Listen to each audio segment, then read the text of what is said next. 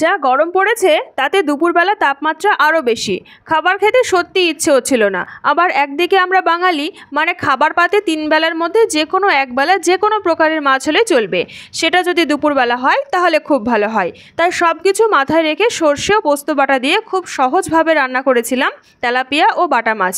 তাহলে রেসিপিটা তোমরা শেষ পর্যন্ত দেখতে থাকো।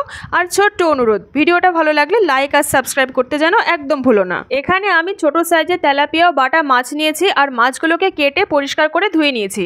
তাতে দিয়ে দিচ্ছি পরিমাণ মতো লবণ, হলুদ ও অল্প সামান্য সর্ষের তেল দিয়ে ভালো করে মাছগুলোর সাথে মাখিয়ে নেব এবং 10 থেকে 15 মিনিট এভাবে রেখে দেবো। এবারে একটা ফ্রাই প্যানে কিছু পরিমাণ দিয়ে দেবো সর্ষের তেল মাছগুলো ভাজার জন্য। তেল ভালোভাবে গরম হয়ে আসলে তবেই মাছগুলো দিতে হবে, না হলে লেগে যাওয়ার সম্ভাবনা থাকে। একে একে সমস্ত মাছ দিয়ে দিব।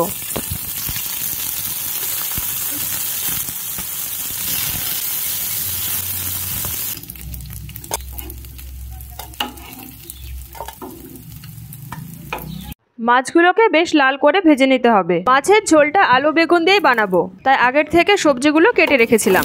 এবার ফ্রাই প্যানে আর একটু তেল দিয়ে কেটে রাখা আলু বেগুনগুলো দিয়ে দিব। সামান্য লবণ হলুদ দিয়ে একটু নাড়াচাড়া করে ঢাকনা চাপা দিয়ে ভালো করে ভেজে নেব।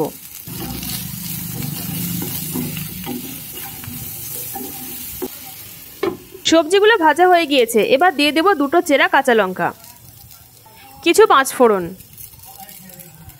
স্বাদ মতো লবণ, হলুদ গুঁড়ো, হাফ চামচ জিরে বাটা, হাফ চামচ আদা বাটা, 1 চামচ টমেটো আর লাল লঙ্কা বাটা। এবার অল্প জল দিয়ে মশলাগুলো ভালো করে মিশিয়ে নেব।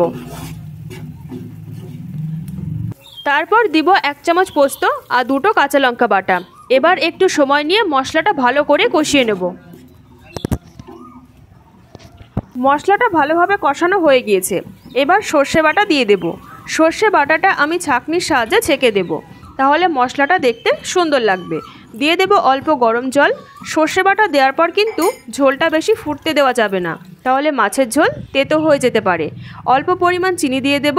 চিনি দেওয়ার পর দিয়ে দেব ভেজে রাখা মাছগুলো।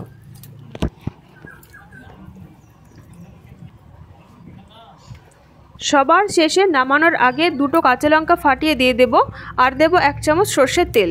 তাহলেই একদম পারফেক্টভাবে তৈরি সর্ষে ও পোস্ত বাটা দিয়ে তেলাপিয়া ও বাটা মাছের ঝোল।